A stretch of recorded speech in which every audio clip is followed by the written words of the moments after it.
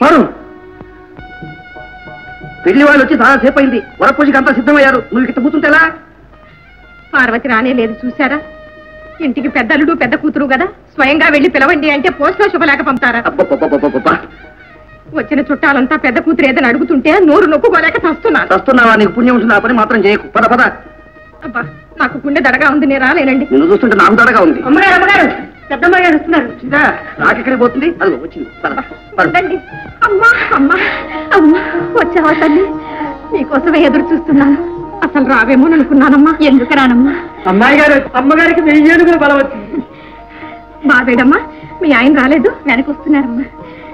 నా కోసం అని ముందుగా వచ్చావా తల్లి? నా తల్లి ఇందిరెక్కడమ్మా?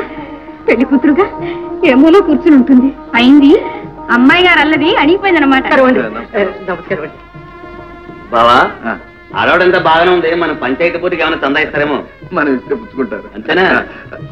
నమస్కారం అండి. వచ్చారు దారి కదా ఎందుకు? లోపలికి వెళ్ళండి. అలాగే వెళ్దానండి. వేడి చల్లారినట్లేదు. నమస్కారం అండి. నమస్కారం నమస్కారం. ఏనాయనా కులాసా? కులాసానండి. మీ అబ్బాయా? అవునండి. పేరేం పెట్టారు? వీరభద్రరావు. తాతగారు పేరు పెట్టారనమాట. అవునండి. చాలా సంతోషం. అయినా ఇలారా తాతయ్య వెళ్ళైనా వెళ్ళు. ఏమండి మీరు నిజంగా తాతయ్య? అవును బాబు, స్వయంగా నీ తాతయ్య. పుట్టిది మీరు మా తాతయ్య అయితే మా ఇంటికి రారే? లేదు బాబు, ఇన్నాళ్ళు తీరిక లేక రాలేదు. ఇక ముందు తప్పకుండా వస్తాను. వీడోడు సంకనెక్కాడు. తాతయ్య స్వయం మా తాతయ్య. మంచి మనోడే దొరికాడు. కానీ ఇలా రండి మాట. ఇందు అక్క, ఇందు అక్క, నువ్వైనా ఆస్తమంతుణ్ణి పెళ్లాడుతున్నావు. అమ్మని నాన్నని ఆనంద పెడుతున్నావు. అదే చాలు అక్క. కమలా పెళ్లి కూతుర్ని తీసుకురామంటున్నారు. ఎప్పుడెప్పుడా అంటూ ఎప్పుడూ రెడీ అయి కూర్చుంది. పెళ్లి కూతురు అక్కగా రెడీ కావద్దా? నేను రెడీయే, ఇలాగే వస్తాను. ఇలాగా? చాలు గాని ఇవి కట్టుకో. త్వరగా కానీ. పర్వాలేదు లేవే, నీకు కావాలి గాని ఇవన్నీ నాకెందుకు? ఏ నీ దరిద్రం అందరికీ చూపించాలనా? నలుగురిలో నన్ను నవ్వులు పాలు చేయాలనే? నాన్న, నేను పేదరాళ్ళని అందరికీ తెలుసు. ఆ చీర కట్టుకుంటే మారుతానా? నేనేటు పేదవాడి భార్యని. కానీ నువ్వు ఇక్కడికి పేదవాడి భార్యగా రాలేదమ్మా. ఈ పట్టాభావయ్య కూతురుగా వచ్చావు, ఇంద్రకి అక్కగా వచ్చావు. ఇలాంటి చీర కట్టుకుని దాని వెంబడి వెళ్తే చూసేవాళ్ళు ఏమనుకుంటారు? వెంట వెళ్ళను. 10 అడుగులు ఎడంగానే ఉంటాను. అక్కడికి ఎవరైనా అడిగితే నేను పెళ్లి కూతురికి ఏమీ కానని చెప్పండి. పెళ్లికని పట్టణం నుంచి పని మనిషిని పిలిపించామని చెప్పండి. ఏమ్మా పారు అలా వెళ్తున్నా? సరే. అక్కయ్య పట్టు చీర కట్టుకోదటమ్మా, అలాగే తిరుగుతుందట. దాని ఇష్టం వచ్చినట్టు తిరగనేండమ్మా. మంచి దర్జాగా ఎందుకు కూర్చున్నారు? లేవండి లేవండి, పెద్దవాళ్ళ కోసం.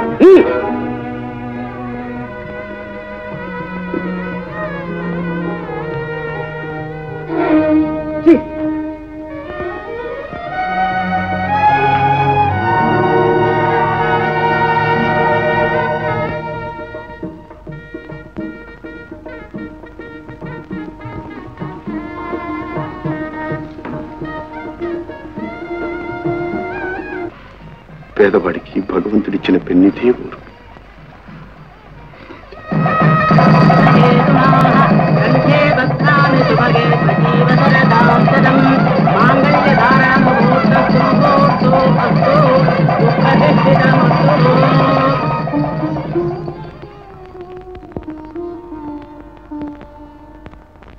అయ్యో నా రబ్బర్ చుట్టలేవి. ఏమిటమ్మా, ఏం జరిగింది? నా రబ్బర్ చుట్టలమ్మా ఇక్కడే పెట్టాను, కనిపించలేదు. ఇక్కడే పెడితే ఏమవుతాయమ్మా? అయినా పెళ్లి సందడి, కాస్త జాగ్రత్తగా ఉండదు. ఏమిటి ఏమిటి ఏమైంది? అమ్మాయి రవాణా గుర్తులు కనిపించడం లేదట. అయ్యో ఈ గదిలోకి ఇంకెవరు రాలేదు మరి నాన్న. ఏమైనా ఎక్కడో చెగిరిపోయా, ఎక్కడ ఉంటా చూడండి. అమ్మా పారకుడికి ఎక్కడున్నాడు చూడమ్మా. వాడు ఇందాక దిగులు తీశాడు. వాళ్ళ అమ్మకి కావాలన్నాడు. ఇంటిరా అనుండొచ్చు, కానీ వాడు తీయడు. ఎక్కడ ఆ దొంగ ఎక్కడ? నాన్న ఇలా పిలవండి అన్నయ్య, నేను తేల్చిస్తాను. అడుగో. ఏమిటా గొడవ? ఇంకెక్కావరా దొంగ గాడిద? దిగరా దిగు. ఏమిటది? వీడిని సోదా చేయాలండి. మన కోడలు రవ్వదొద్దు దొంగలించాట. నీకేమన్నా మధ్యందా పోయిందా? పసిపిల్లవాడిని పట్టుకుని ఏమిటా మాట? వాడి సంగతి నీకేం తెలిసిస్తున్నాదా? వీళ్ళ వంశమే దొంగ వంశం. వీడు దొంగ, వీళ్ళ నాన్న దొంగ, వీళ్ళ తాత దొంగ. పట్టాలి. ఎక్కడ పెట్టావు? ఎవరికిచ్చావరా చెప్పవే.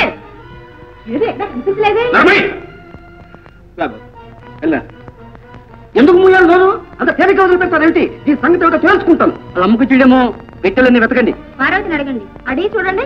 అడగకపోతే ఊరికే వదిలిపెడతా. చూడండి, ఎక్కడ దాచుకున్నాను వెతుక్కోండి, నన్ను కూడా సోదా చేయండి, పోలీసులకు అప్పగించండి. పేదవాళ్ళైనంత మాత్రాన దొంగతనాలు చెయ్యండి నాన్న. కష్టపడి సంపాదించుకుంటారు, కలిగినంతలోనే కాలం వెళ్ళపుచ్చుతుంటారు. తిని కూర్చోవడం కంటే తెలియని మనమే పేదవాళ్ళ శ్రమని దొంగిలిస్తాం, దోచుమని పెట్టెల్లో దాచుకుంటాం. కలిగిన వాళ్ళు దొంగతనం చేస్తే అది అదృష్టం, నలిగిన వాళ్ళకి అదృష్టం పట్టినా అది దొంగతనం. అనండి, ఇది మీ లోకం, డబ్బున్న వాళ్ళ లోకం. డబ్బే లోకాన్ని నడిపించే కాదు. ఇక్కడ అలాంటి మనుషులకి మమతలకి చోటు లేదు. అమ్మా పార్వతి,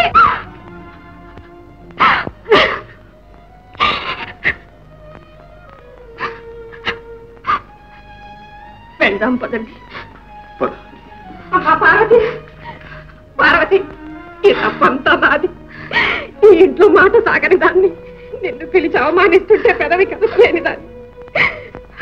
అమ్మా, అయినా తల్లిగా అడుగుతున్నాను, అప్పకాల ఇందాకన్నా ఉండిపో తల్లి. ఉన్నది చాలమ్మా.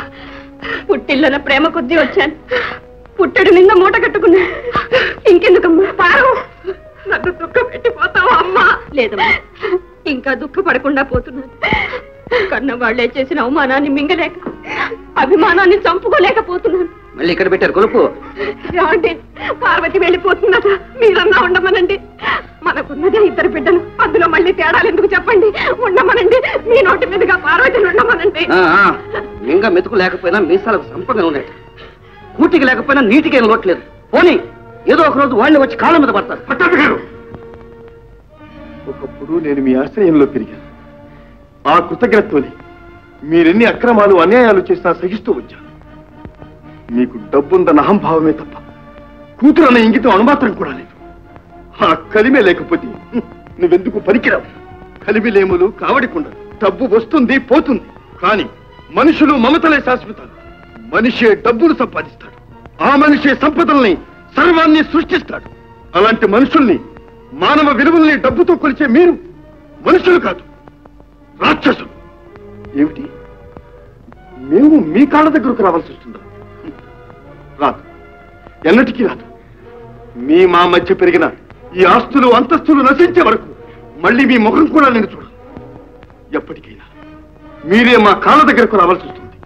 అంతవరకు మీ గడపే కాదు, ఈ నేను కూడా నేను తొక్కను. చచ్చిపోయిన నా తల్లి సాక్షిగా నేను చెబుతున్నాను. పద పార్వతి, పద. పార్వతి, పార్వతి, అమ్మా పార్వతి, పార్వతి, పుట్టింటి నుంచి పసుపు కుంకం తీసుకోకుండా వెళ్ళకూడదమ్మా.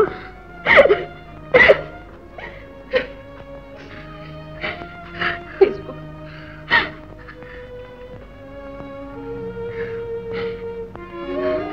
ఇవి కూడా తీసుకోమ్మా. వద్దమ్మా, పుట్టింటికి నాకు రుణం తీరిపోయి. వస్తానమ్మా. పార్వతి, పార్వతి, పార్వతి, పార్వతి.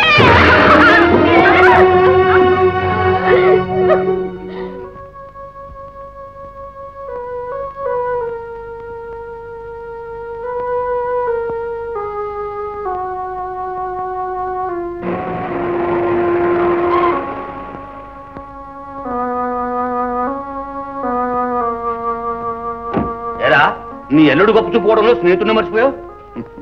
తాతయ్య, దుద్దులు నేను తీయలేదు తాతయ్య. పిన్ని ఇవ్వనంటే అక్కడే పెట్టేశాను తాతయ్య. వాళ్ళని అడగటం ఎందుకులే బాబు, ఇవిగో దుద్దులు అమ్మకి. ఏమండి విశ్వనాథం గారు, మీ నగ మీరే పట్టుకెళ్ళండి, మళ్ళీ ఎప్పుడు తేకండి. అదేమిటి, నేను మీ నాన్నకు స్నేహితుడిని, మీ తాతగారికి ఎంతో రుణపడి ఉన్నాను. కనుకే నన్ను చదివించారు, చాలా చేశారు. అంత మాత్రం చేత పేదవాళ్ళం కదా అని మమ్మల్ని ఈ కానుకలతో కట్నాలతో చిన్నపుచ్చుద్దండి. బాబు, ఈ ఉత్తరం చూడు. దస్తూరి పోల్చుకున్నావు. మా తాతగారిదేనండి. ఒక్కసారి చదువు నాయన. విశ్వం, ప్రతి ఉత్తరంలో నా రుణం తీర్చుకోలేదని పదే పదే రాస్తున్నావు. నీవు రుణం తీర్చుకోవటానికి శంకరం ఉన్నాడు. వాడి నీ కంటికి రెప్పలా కాచి ఉండు, అదే చాలు. తర్వాత కూడా చదువు నాయన. మరో విషయం, నిన్ను నేను దూరం చేస్తున్నట్టు బాధపడుతున్నా. లేదు, నీవెప్పుడు వచ్చినా ఈ ఇంటి వాకిళ్ళు నీకు తెరిచి ఉన్నాయి. శంకరం కూడా కాదన్నాడు. నాయన, చూసావా, నాకు ఎటువంటి హక్కులు అధికారాలు ఉన్నాయో తెలుసుకున్నావా? క్షమించండి. వస్తాను బాబు రామదాస్, వెళ్ళొస్తా. బాబు వస్తా. నిజంగా మళ్ళీ వస్తావా తాతయ్య? తప్పకుండా వస్తాను.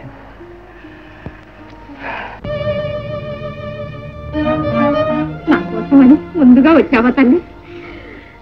నా తల్లి వద్దమ్మా, పుట్టింటికి నాకు రుణం తీరిపోయి.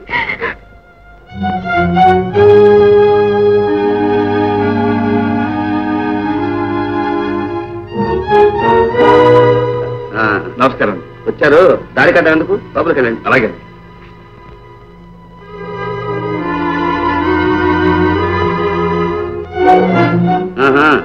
మంచి దర్జాగా ఎందుకు కూర్చున్నారు? లేవండి లేవండి, పెద్దవాళ్ళ కోసం.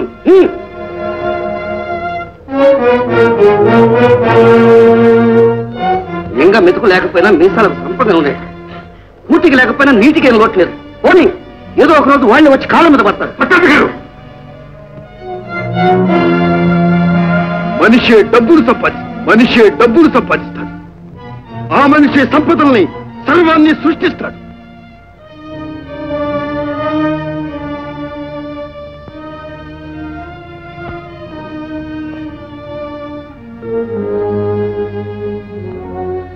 మున్ముందు మీరు చేయబోయే కృషికి మా సహకారం ఉంటుందని హామీ ఇస్తూ ఇది మీకు సమర్పిస్తున్నాను. ఏమండి, 800 రూపాయల బిల్లు నగల షాప్ లో ఏం కొన్నారేమిటి? అది కూడా అందులోనే రాసి ఉంటుంది, చదువుకు. ఆ తగలబడ్డ ఇంగ్లీష్ నాకు రాదనేగా. ఏమైతే నాకేం గాని, ఎందుకు కొన్నారో ఎవరికి కొన్నారో చెప్పండి. పట్టాభి గారి పెద్దమ్మాయికి ప్రజెంట్ ఇచ్చాను. ఆ తగాదాల మార్గానికి ఇంత ఖరీదు చేసేలాగా ఇచ్చారా? ఇంత వయసు వచ్చి మీకు ఇలాంటి దుర్పతి పుట్టిందే అండి. మోహిని, నువ్వు ఎవరితో మాట్లాడుతున్నావో, ఏం మాట్లాడుతున్నావో కాస్త ఒళ్ళు దగ్గర పెట్టుకుని మాట్లాడు. దాంతో మీకేం సంబంధం, ముందు మీరు మాట్లాడండి. పార్వతి నా పెద్ద కోడలు. ఓహో, ఏం పూత పూసారండి. చదువుకోవడానికి వచ్చిన కురాడతో లేచిపోయింది కదూ. ఆ మాయలాడి మిమ్మల్ని పుట్టలా వేసింది. ఆ శంకరం ఎవరో కాదు.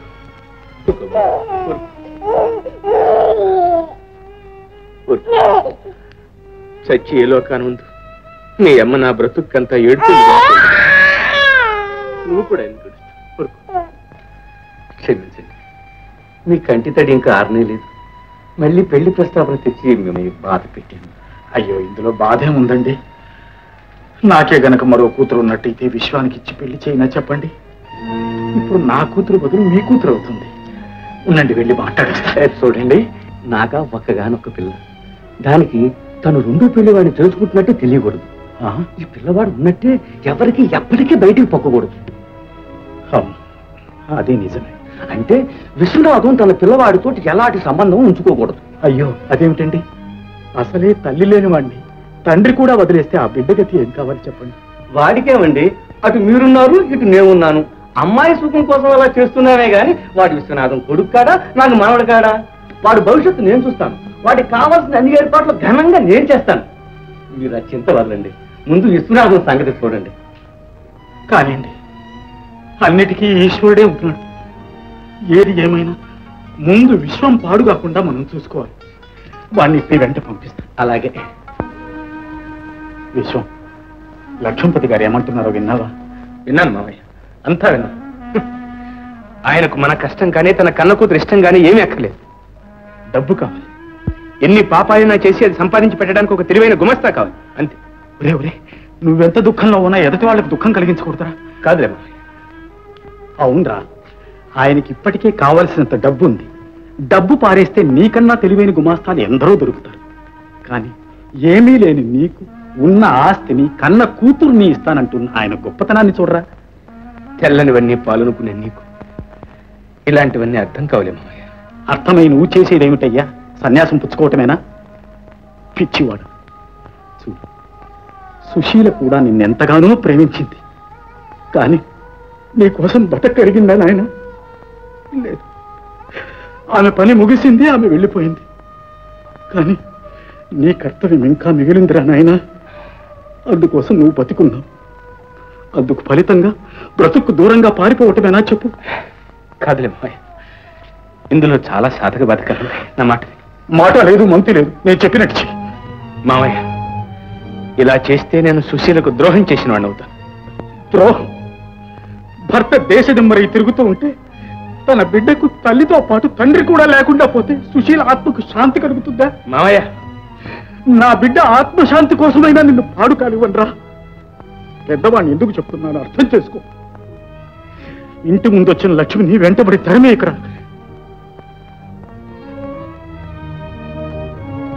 ఇదిగో ఉత్తరేయం వేసుకో.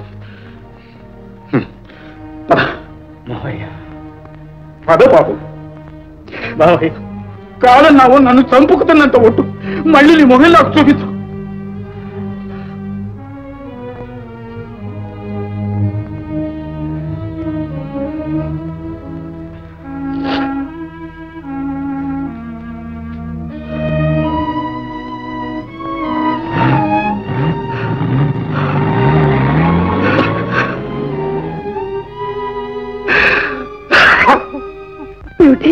మా నాన్నను మోసగించిన రెండో పెళ్లి చేసుకున్నారా? కాదు, మీ నాన్నే చేశారు. అబద్ధం. సత్య స్వర్గాన ఉన్న మా నాన్న మీద ఎందుకు నిందలు వేస్తారు? ఇప్పుడు మా నాన్నే కనుక బ్రతికి ఉంటే ఇలా చేసినందుకు మిమ్మల్ని మెడపెట్టి గింతించేవాడు. దానికోసమే అయితే ఆయన బ్రతికిరానక్కర్లేదు. నేనే వెళ్తున్నాను. ఆయన ఆస్తిని కీర్తిని అన్నిటినీ నువ్వే నెత్తిన కట్టుకుని ఊరేవు.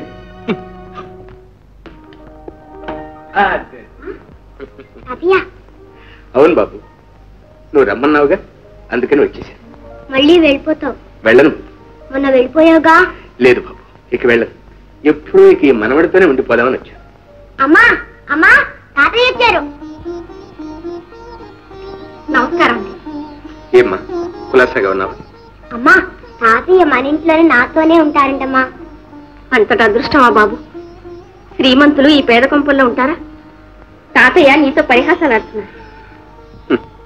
నేను కాదు, మొదటి నుంచి భగవంతుడే నాతో పరిహాసం ఆడుతున్నాడు. నా జీవితంతో దాగుడు మూతలాడుతున్నాడు. పొల్యం, అది అందరికీ అర్థమయ్యే విషయం కాదు. శంకరం బాబు ఎక్కడమ్మా? నాన్న వెళ్ళిపోయారు. కొట్టిదేనండి, ఏదో పని మీద వెళ్ళారు, వస్తారు. అలాగా, సరేనమ్మా, అయితే మళ్ళీ వస్తాను. బాబు వస్తాను. తాతయ్య, అమ్మా తాతయ్య వెళ్ళిపోతున్నారు. వెళ్ళని బాబు. తాతయ్య నాతోనే ఉండాలి. మళ్ళీ వస్తాగా బాబు. అమ్మా,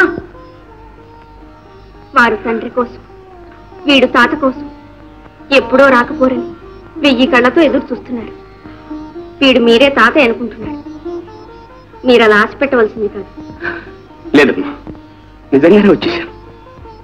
ఇంకే, వారి తాతగారే మీకు ఆహ్వానం అధికారం ఇచ్చారు. వారు మీకు ఇంటి తలుపులు తెరిచే ఉంచారు. నేను ఆ తలుపులు మూయను లేదు. పార్వతి, రండి. తాతయ్య వెళ్దాం.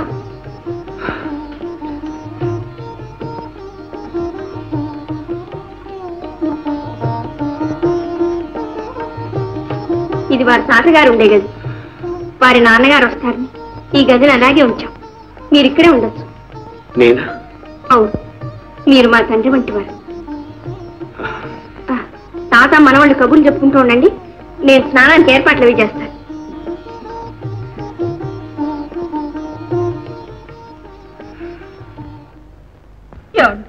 చూశారు, మీరు వెళ్ళిపోయాక వీడు మరీ మితిమీరిపోయాడు.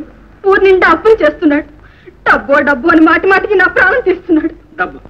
ఒరే, నువ్వు చచ్చి గీపెట్టినా సరే మీరు చిల్లి గవ్వ కూడా నీకు ఇవ్వనరా. చిల్లిగా ఎందుకు మమ్మీ? అసలు డబ్బు మనుషులను పాడు చేస్తుంది. ఆ డబ్బేగా మీ నాన్న పరలోకం పట్టుకుపోయింది. వేదవతి, డబ్బు ఎందుకు మమ్మీ అసలు? నా బాబే, నా నాయనే. డబ్బు ఎవరు కావాలి మమ్మీ? వేదవ డబ్బు. ఆ తాళం చేతులు ఎలా పడే? తాళం చేతులే? ఒరే మనోహరం, నా ప్రాణ హరిమన్నా సరే తాళం చేతులు మాత్రం ఇవ్వనరా. మమ్మీ ఇవ్వవా? ఇవ్వను. ఏం చేస్తావురా? ఏం చేస్తాను? ఏం చేస్తావు? కష్టపడి సంపాదించుకోవడం. పోయి సంపాదించుకో. సంపాదించుకోనా? సంపాదించుకో. సరే. మనోహరం, మనోహరం, నాయన మనోహరం, వద్దురా. నా మాట విను. మమ్మీ, మమ్మీ, నేను చంపేస్తాను మమ్మీ. మనోహరం, నా మాట విను.